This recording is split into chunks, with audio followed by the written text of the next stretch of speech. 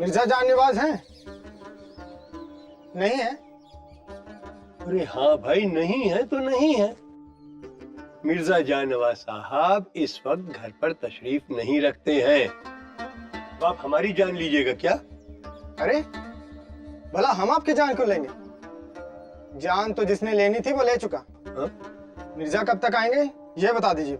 आसिफ मियाँ, कोतवाल साहब जब बाहर जाते हैं तो आपको बता कर जाते हैं कि कब आएंगे। भला वो हमको क्यों बता कर जाएंगे? अरे वही तो मिर्जा जानवाज साहब मुझे क्यों बता करके जाएंगे कि कब वापस लौटेंगे। अब आप ऐसा करिए, जाइए गली गली कूचे कूचे उनको तलाश करिए। अगर मिल गए तो आपका नसीब, वरना अल्लाह जाने।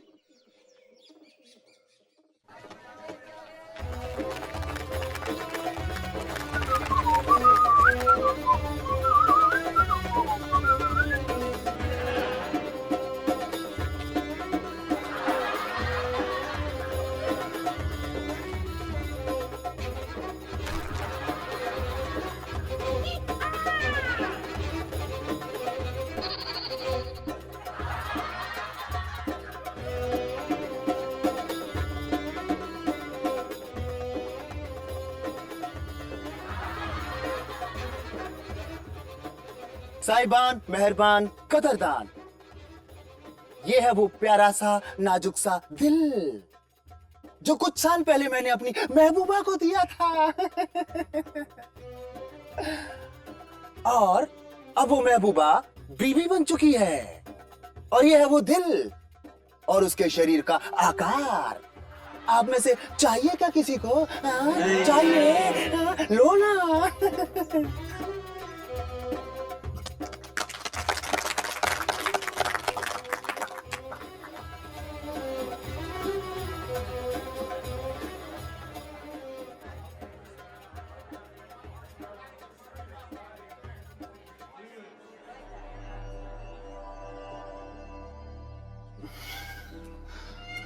आदाब।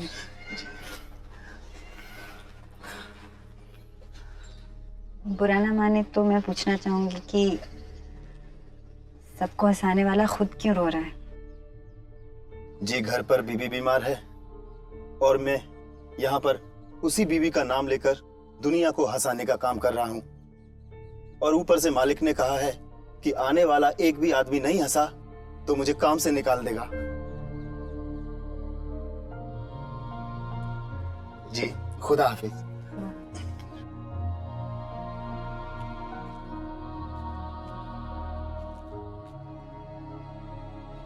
मस्करा होना भी कोई मस्करी का काम नहीं है। किसी मस्करी के मुखौटे के पीछे का सच क्या है शायद कोई नहीं जानता। क्यों रो रहा था वो? बेचारी की बीवी बीमार है और उसे यहाँ आकर लोगों को हंसाना था। किसी के चेहरे पर मुस्कान लाना आसान काम नहीं है। शुक्रिया हमें यहाँ लाने के लिए और हमारे चेहरे की मुस्कान के लिए। भाई, आपकी मुस्कान में किसी की जान बसती है सीनत बनो। अभी तो बता दीजिए, सुबह की उदासी की वजह। पता नहीं, मन कुछ उखड़ा उखड़ा सा था। और अब क्या हाल है मन की? सुबह से बहुत बेहतर, हंस चुका है, खिल चुका है। घर जाइए और नाश्ता कीजिए, वरना इमाम यहाँ भड़क उठेंगे। भाई, किसी का भड़कना, किसी की नाराजगी सब सह सकते हैं, बस आपकी उदासी नहीं सही जाती।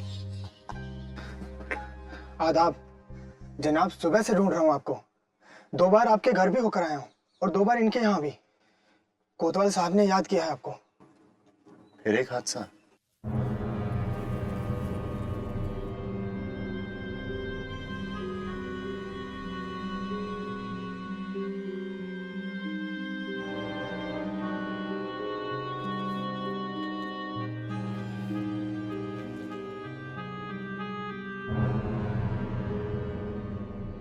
मुंह से निकला वो झाग देखो, जहर काफी गाढ़ा था।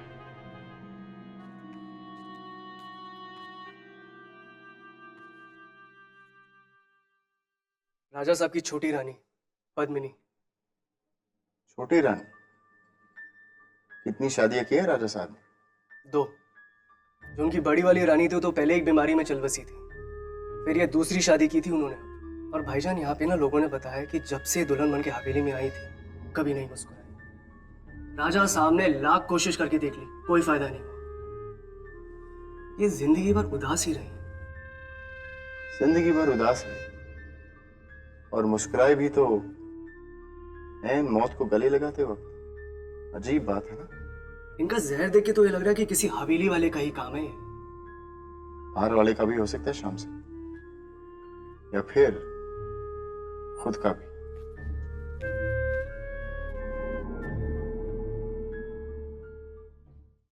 पता नहीं कैसी मनहूस सुबह है ये आज। आंख खुलते ही ये दिल दहलाने वाली खबर मिली। खबर किसने दी आपको? नौकरों ने। नौकरानी जब रानी पद्मिनी के कमरे में पानी लेकर गई तो उनकी लाश देखकर चिल्लाने लगी। कल रात आखिरी बार उनसे कौन मिला था? आपकी तारीफ? मिर्जा जानवाज, यही इस कत्ल की तहकीकात करेंगे। क्या पूछ रहे थे आप? जी मैंने पूछा कल रात रानी पद्मिनी से आखिरी बार कौन मिला था? हम कल रात रानी पद्मिनी से आखिरी बार मिले थे। शतरंज की बाजी खेली हमने।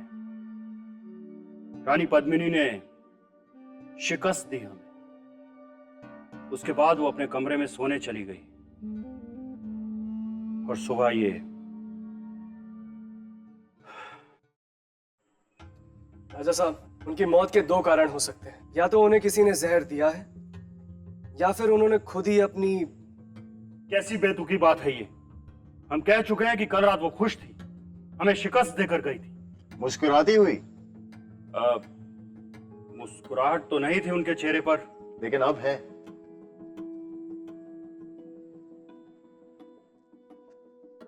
मरते हुए उनके चेहरे पर इतनी बड़ी मुस्कान थी जिसने अब तक उनका साथ नहीं छोड़ा। हो सकता है कि वो मेरे सामने अपनी जीत का जश्न नहीं मना पाई होंगी, अकेले में मुस्कुरा रही होंगी। सुना है कि उनकी मुस्कुराहट इस हवेली का एक बहुत बड़ा मुद्दा रहा।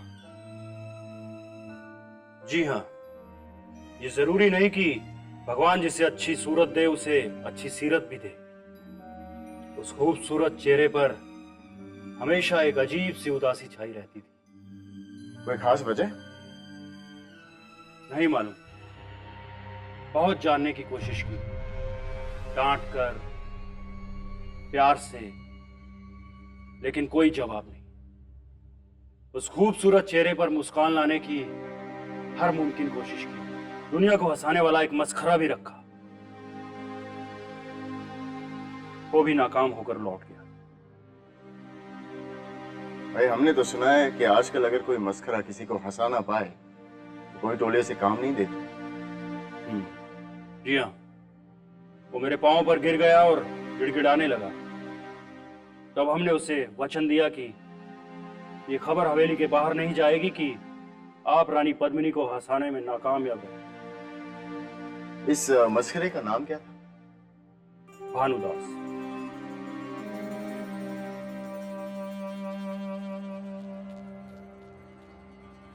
भाईजान, नौकरों ने बताया कि रात को तो इस हवेली में कोई नहीं आया, तो जो भी हुआ है इस हवेली के अंदर ही हुआ है।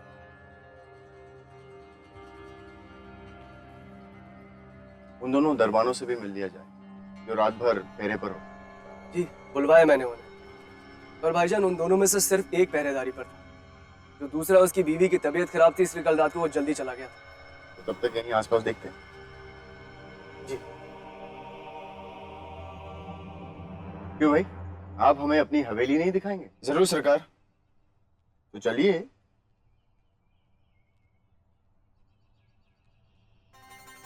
ये भानुदास कैसा आदमी?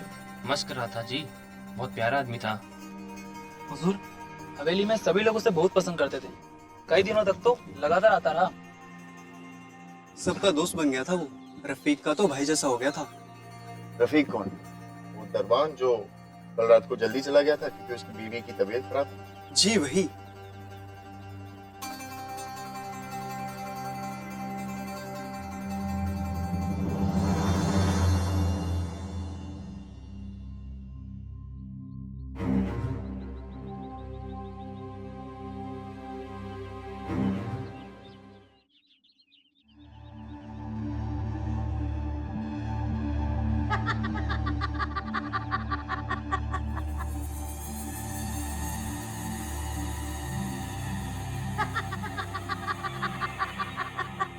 अरे सुनो,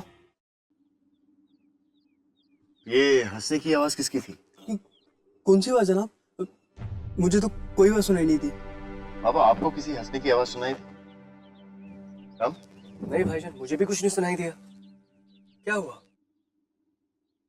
नहीं, कुछ नहीं, चलो आगे देखते हैं। बस जनाब, हवेली का इलाका इतना ही है। हाँ, उस तरफ क्या है? वहां उस तरफ कोई आता जाता नहीं। अक्सर जहां से कोई आता जाता नहीं है वैसे कातिल आता है। मुझे देखना है।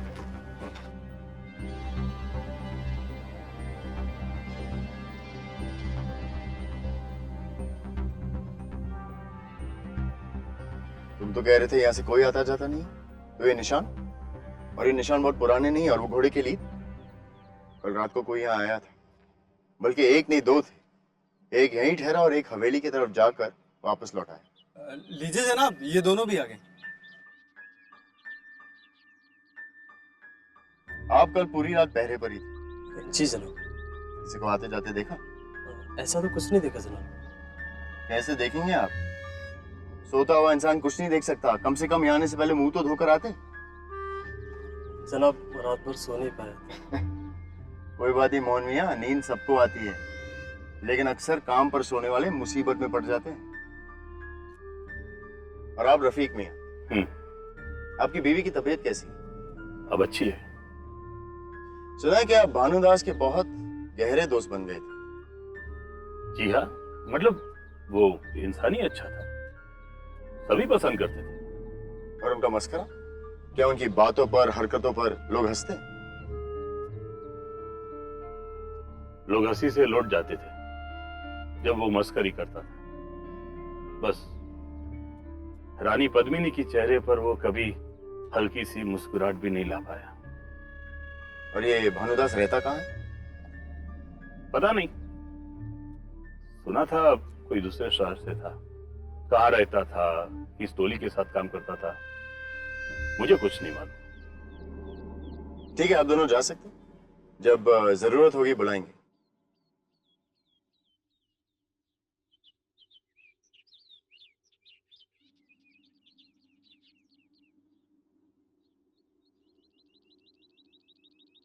मुझे भानुदास का पता करना है। शहर में सारी टोलियों से मिलना होगा। तुम किसी भानुदास को जानते हो? जी नहीं, मैं किसी भानुदास को नहीं जानता।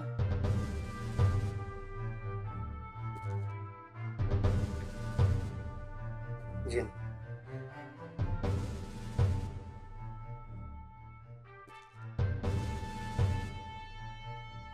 और तुम? नहीं।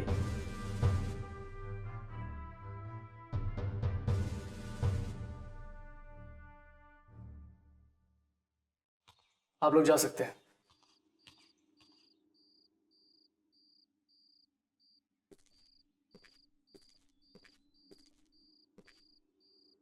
क्या बात है बेटा, किस सोच में डूबे हो? अजीब बात है पापा, जिससे सब इतना प्यार करते हैं वो कहां से आया, कहां गया, कोई नहीं जानता।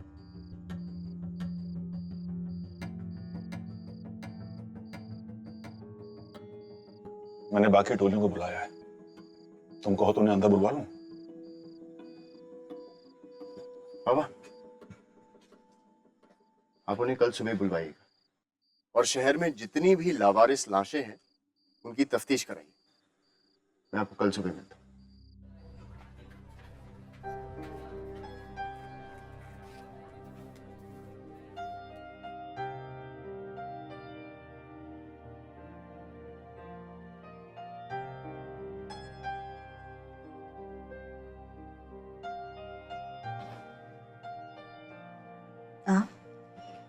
आप कब आए? अभी आया। हाथ लग गई थी। क्या आपको मेरे प्यार पे शक है? क्या? मैं सिर्फ ये जानना चाहता हूं कि वो क्या है जो औरत को सबसे ज्यादा दर्द देता है, और वो क्या है जो औरत को सबसे ज्यादा खुशी देता है। क्या उस मस्खरे ने सच में आपको हंसाया था? नहीं, मस्करा तो सिर्फ एक बहाना था। हमारी उदासी का आप पर असर पड़ा और आप हमें यहाँ से खींचकर बाहर ले गए। पहले बाजार, फिर तमाशा। हमारे साथ बैठे और हमें हंसाने की हर मुमकिन कोशिश की। हमारी मुस्कान लौटने की असली वजह मस्खरा नहीं, आप थे। क़ैदे हयात, बंदे गम, असल में दोनों एक है गालिब। मौत से पहले आदमी गम से निजात पाए क्यों? हमारी उदासी दूर करते करते आप खुद उदास हो गए। नहीं, मैं तो सिर्फ एक औरत की उदासी और दिल को महसूस करने की कोशिश कर रहा हूं।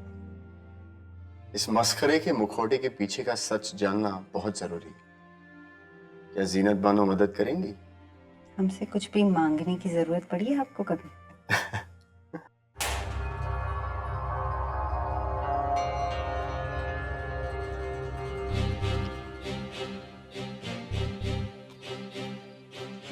क्या हुआ?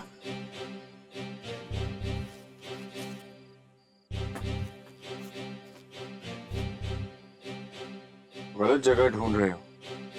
कातिल तुम्हारे पास ही है। मस्खरे को छोड़ो, हवेली पर ध्यान, जहर पर ध्यान।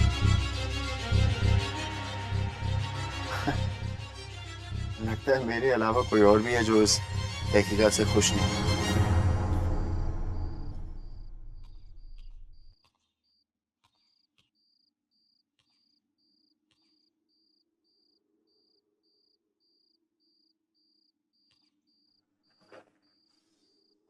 मोहन,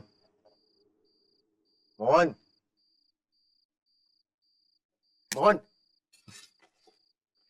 तुम फिर से काम पर सो रहे हो? जनाब, आप यहाँ और वो भी इस वक्त? भाई, तहकीकात करने का कोई वक्त होता है? अच्छा बताओ, रानी पद्मिनी का कमरा कहाँ है? जनाब, वहाँ उस तरफ जनाब। दिखाओ मुझे, चलो। जी आइए।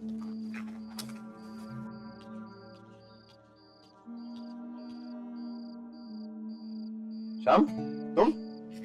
अरे भाईजान, आप भी यहाँ? क्या हो रहा है यहाँ पर? और आप यहाँ क्या कर रहे हो? रफीक मियां, हम निकल ही रहे थे। इन्हें बाहर का रास्ता दिखाओ। जी। और आपसे एक दरख्वास्त है, आपको जो भी तहकीकात करनी है दिन में आकर कीजिए। खुदा हाफिज।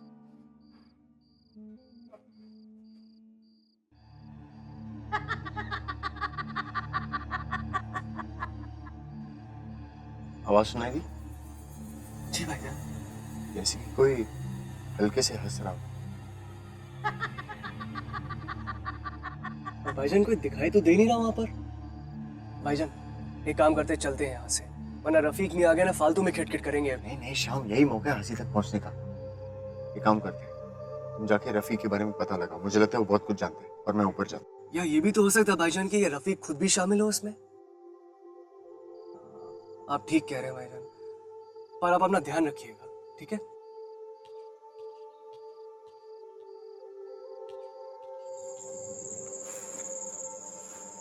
और सुनो जी। बाहर का कोई भी इंसान हवेली में आना नहीं चाहिए। जो को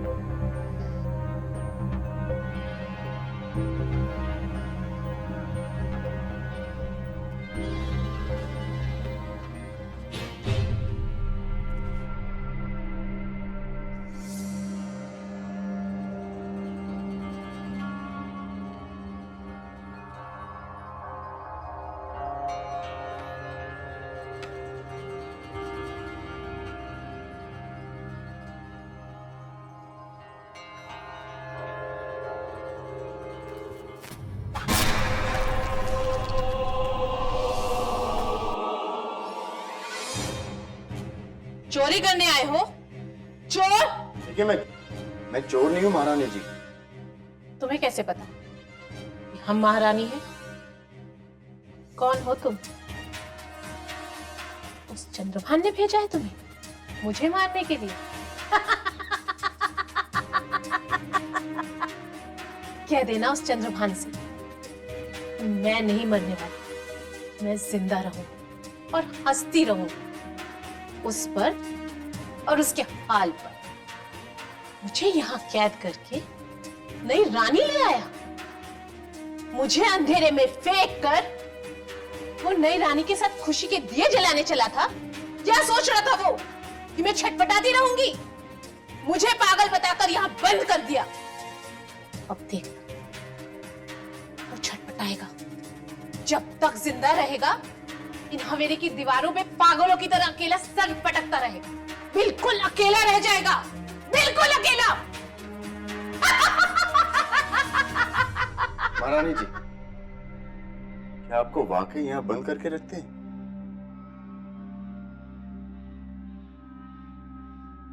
इन चार दीवारी के अलावा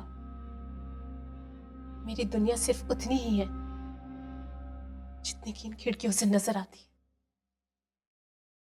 बैठो।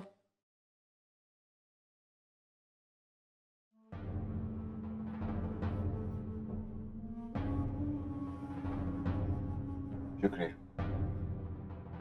क्या आपको कुछ खो गया है?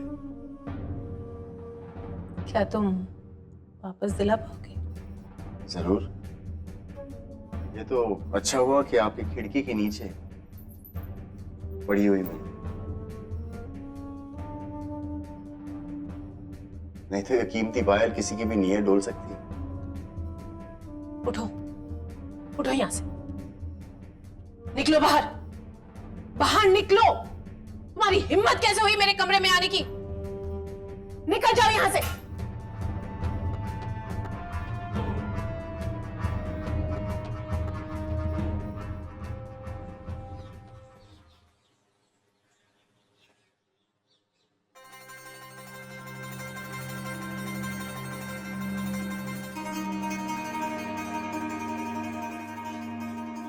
बाबा, इनमें से कौन है जिनकी शिनाख्त नहीं हुई? इन दो की। मैं तलाश किसकी है? भानुदास। इनमें से एक लाश भानुदास की होगी, आप जरा पता करवाइए। आसिफ, पता करो। आओ।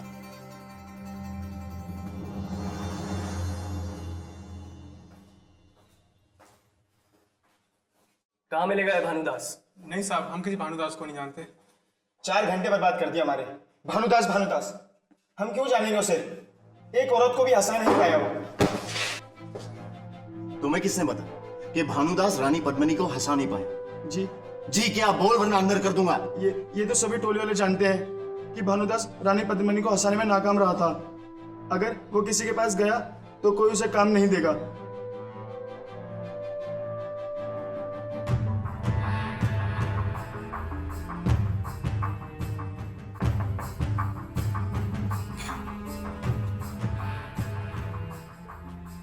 जी कहिए। आदाब, ये रफीक साहब का ही घर है? जी हाँ। राजा चंद्रभान की बेगम के कत्ल के सिलसिले में उनसे बात करनी है। वो तो घर पर नहीं है, उन्होंने कुछ नहीं किया है। अगर उन्होंने कुछ भी नहीं किया है तो घबराने की कोई बात ही नहीं है। वैसे आपकी तबीयत कैसी है? पहले से बेहतर है आप? मेरी तबीयत को क्या हुआ है? आप 3 दिन पहले बीमार थी ना? नहीं तो। नहीं थी तो रफीक साहब ने झूठ बोलकर छुट्टी किस ले ली? क्योंकि जिस दिन उन्होंने छुट्टी ली थी उसी रात रानी साहिबा का कत्ल हुआ है। जानती हूँ, पर वो राजा साहब और रानी साहिबा के पक्के वफादार थे। रानी साहिबा तो इन्हें अपना भाई जैसा मानती थी। जनाब, भानुदास का पता चल गया है। लगता है कातिल का पता लग गया है। आदाब।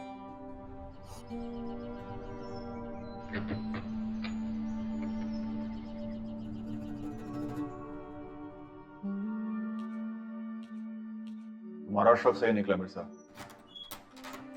उन लाशों में एक लाश भानुदास की थी। लाश इस घर से मिली है, इसका मतलब ये घर भानुदास का ही होगा। लेकिन मुझे एक बात समझ में नहीं आ रही कि भानुदास ने खुदकुशी करी क्यों? बाबा, उसे पूरे बाजार में बदनाम कर दिया गया था कि वो एक बुरा मस्खरा है, इसी वजह से। भाईजान, क्या ढूंढ रहे हैं आप? कत्ल की वजह है, कत्ल का मकसद।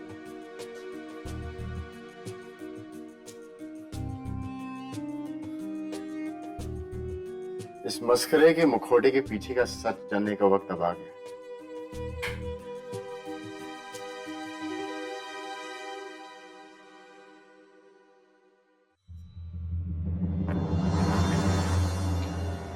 मुझे यकीन था आप जरूर आएंगे। रानी पद्मिनी का कातिल मिल गया राजा साहब। कौन है वो कोतवाल साहब? उसे हमारे सामने लाइए।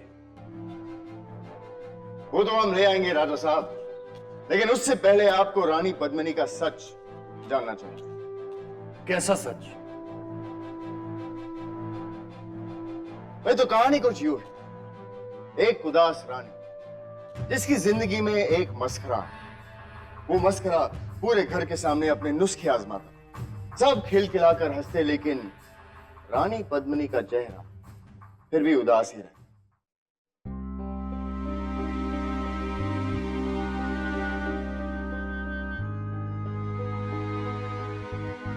बहुत अच्छे।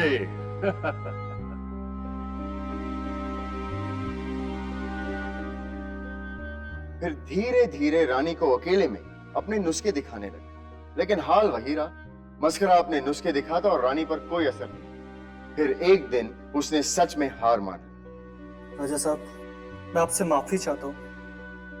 मैंने रानी साहिबा को हंसाने की बहुत कोशिश की, लेकिन मैं नाकाम रहा। मेरी आपसे एक इंतजा है कि ये बात हवेली के बाहर ना जाए। ठीक है, हम तुम्हें वचन देते हैं कि बात हवेली के बाहर नहीं जाएगी कि तुम रानी पद्मिनी को हंसाने में नाकामयाब रहे। लेकिन जैसे ही वो जाने लगा, ऐन वक्त पर एक करिश्मा, मस्खरे ने अनजाने में अपना मुखौटा निकाला और रानी पद्मिनी के कमरे के सामने से गुजरा।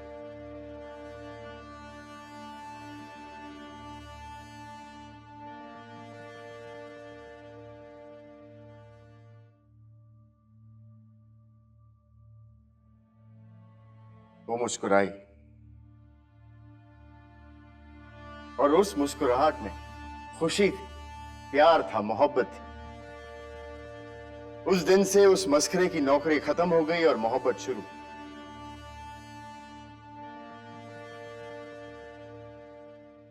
उसके बाद वो कभी सामने के दरवाजे से इस हवेली में नहीं आया। अगर आया तो सिर्फ पीछे के दरवाजे से।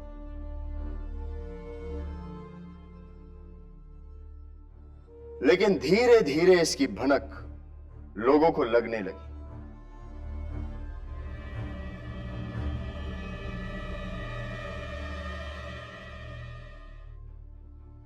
क्या कह रहे हैं आप? मैं कुछ भी नहीं जानता हूं। आप सब जानते थे रफीक मियां। भानुदास को जानते थे, उसके इरादे जानते थे, उसका घर जानते थे। ना आपने तब राजा साहब को कुछ बताया और ना ही रानी पद्मिनी की मौत के बाद हमें भानुदास के घर का पता दिया। वो तो हमने आपको रंगे हाथों भानुदास के घर पर पकड़ा। रफीक, 18 साल हमारी नौकरी करने के बाद तुमने हमसे नमक हरामी की। तुमने रानी पद्मिनी को रानी पद्मिनी को रफीक ने नहीं मारा राजा साहब, बल्कि रानी पद्मिनी रफीक को अपना भाई मानती थी और रफीक भानुदास को बहुत चाहते थे। रफीक ने दोनों को समझाने की बहुत कोशिश की, लेकिन जब दोनों नहीं समझे, उन्होंने आपसे गद्दारी करने का फैसला कर लिया। रानी पद्मिनी भानुदास को प्यार भरी चिट्ठियां लिखती और भानुदास हंसी भरी। और ये वो चिट्ठियां हैं जो हमें भानुदास के घर से मिली हैं। उस रात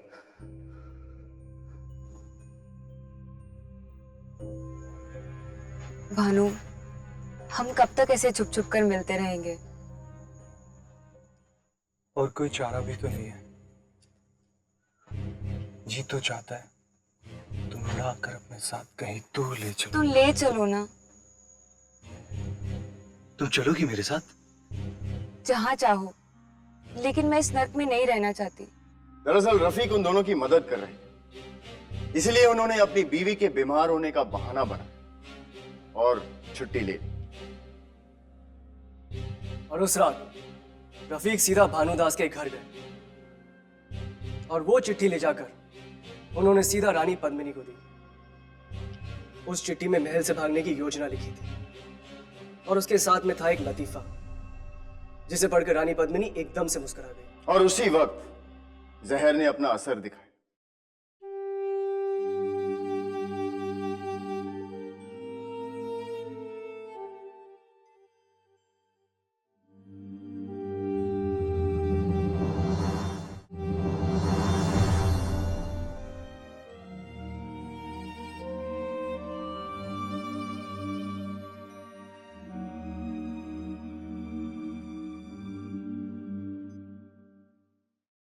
रफीक साहब ये खबर लेकर फौरन भानुदास के घर की ओर बढ़े, पर फिर उन्हें याद आया कि वो चिट्ठी तो वो हवेली में ही भूल गए थे और वो चिट्ठी भानुदास को रानी पद्मिनी का कातिल साबित कर सकती थी। इसीलिए ये हवेली में वापस आए।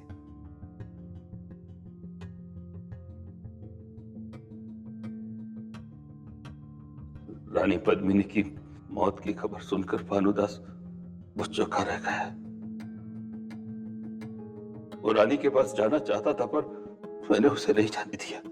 अगले दिन भानुदास ने भी अपनी जान दे दी।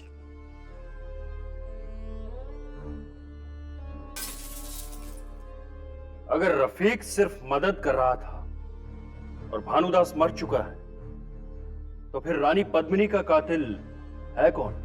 रानी पद्मिनी का कत्ल उसने किया है जो रानी पद्मिनी से सबसे ज्यादा जलता था।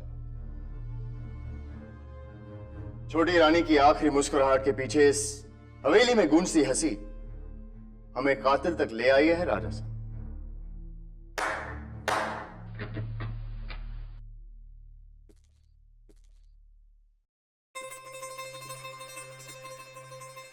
रानी देविका यहां?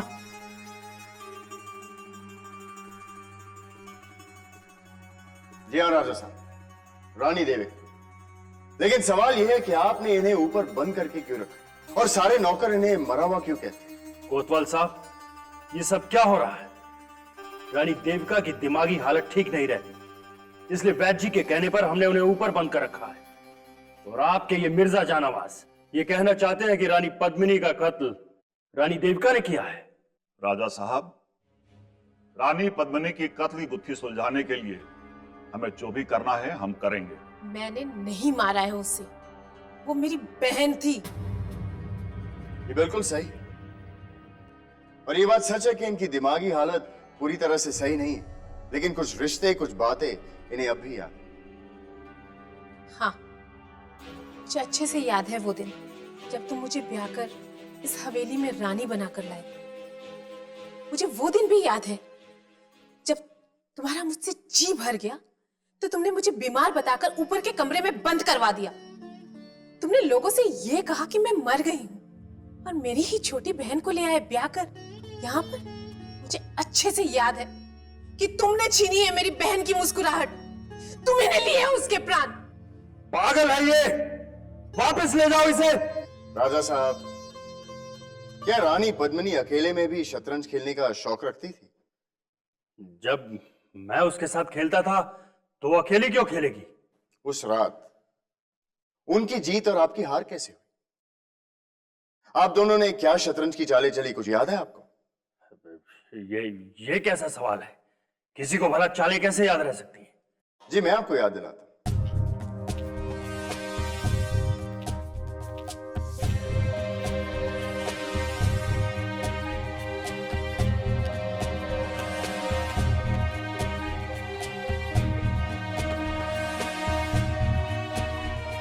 कुछ याद आया? हाँ, कुछ इस तरह ही था। मुझे याद आ गया, ऐसा ही था। झूठ झूठ कह रही है। मेरी बहन ने कभी शतरंज का खेल नहीं खेला, उसे तो ये खेल आता ही नहीं था। जो बिसात रानी पद्मिनी के कमरे में बिछी हुई थी, उसे देखकर यह साफ नजर आता है कि वो ये खेल सीखने की कोशिश कर रही। वो चाहती थी कि वो इसमें माहिर हो जाए और आपको हराकर आपकी गालियों से निजात पाए। उनकी उदासी ने आपके अहम को चोट पहुंचाई और जब आपके ज्योतिष श्री सत्यप्रकाश जी ने आपसे कहा कि उनकी उदासी इस हवेली की बर्बादी की वजह बन सकती है, तब आपने उस मस्खरे को बुलवाया। वैसे श्री सत्यप्रकाश जी का बयान कोतवाल साहब ले चुके हैं। तो ठीक है, क्या हो गया? अगर मैंने उनके कहने पर मस्खरे को बुलवाया, इसमें क्या हो गया? क्या हुआ? हुआ ये कि रानी पद्मिनी को भानुदास से प्यार हो गया और आप गुस्से और जलन से पागल हो गए। और रानी देविका वो उन्हें रोज छुप छुप कर मिलते हुए देखती और खूब हंसती। मैं हंसती थी तुम्हारी हालत पर, मैं हंसती थी तुम्हारी बेबसी पर, मैं हंसती थी तुम्हारी शिकस्त पर, और फिर भी जब तुम्हारा उस पर जोर नहीं चला तो उस रात तुम मेरे कमरे में आई। लीजिए, दवाई पी लीजिए। मैं जब भी वो दवाई पीती गहरी नींद में सो जाती, इसलिए उस रात जब वो जबरदस्ती वो दवाई पिलाने आए तो मैंने वो दवाई पीने का नाटक किया और उनके जाने के बाद थूक दिया।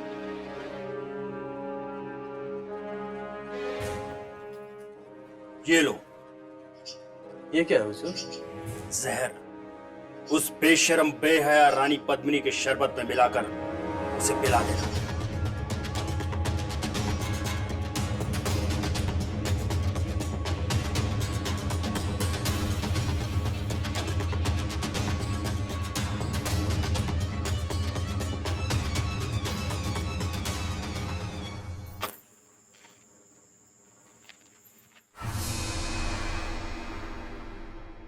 पद्मिनी, पद्मिनी, पद्मिनी उठो। पद्मिनी, ये लोग तुम्हें मार डालना चाहते हैं, सुन रही हो? और मैं अपनी बहन को बचा नहीं पाई। ये क्या बकवास है कोतवाल साहब? ये झूठ बोल रही है, हमें फंसा रही है ये। जहर तो कम से कम सस्ता वाला खरीदते राजा साहब, लेकिन नहीं, आपको सबसे महंगा जहर चाहिए जिसे पीते ही मौत आ जाए। ये जहर इतना महंगा था कि इसे खरीदने की औकात ना तो उस हवेली की किसी नौकर की थी, ना भानुदास की, ना ही खुद रानी पद्मिनी की। और रानी देविका इसे कैसे खरीदी? उन्हें तो इस घर से बाहर जाने की इजाजत तक नहीं थी।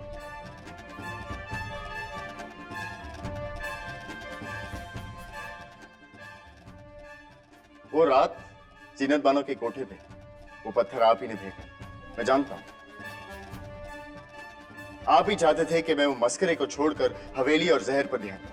लेकिन मैं आपको बता दूं, उन दोनों पर मेरा ध्यान पहले से ही था।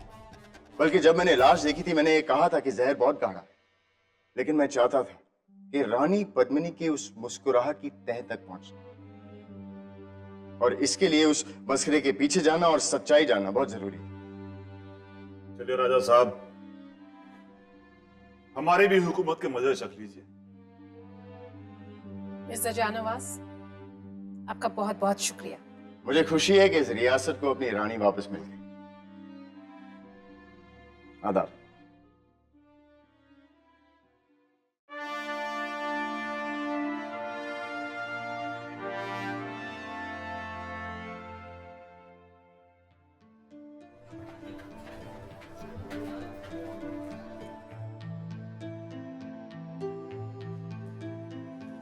ऐसा जालिम आदमी था, अपनी बीवी को जहर देकर मार डाला।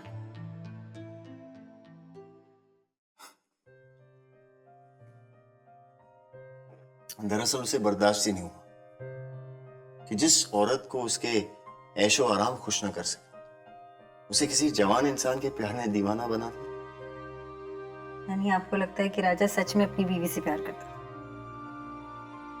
किसी को हासिल और अपने काबू में करने का जुनून प्यार नहीं होता। आपको इन चीजों के बारे में बहुत पता है। आप ही की तो बदौलत है। मेरी बदौलत? जी हाँ। मतलब?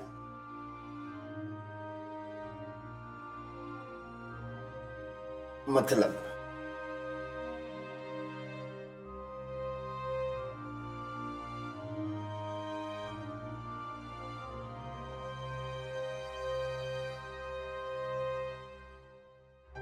तू वो जालिम है जो दिल में रहकर भी मेरा ना बन सका, और दिल वो काफिर है जो मुझ में रहकर तेरा हो गया।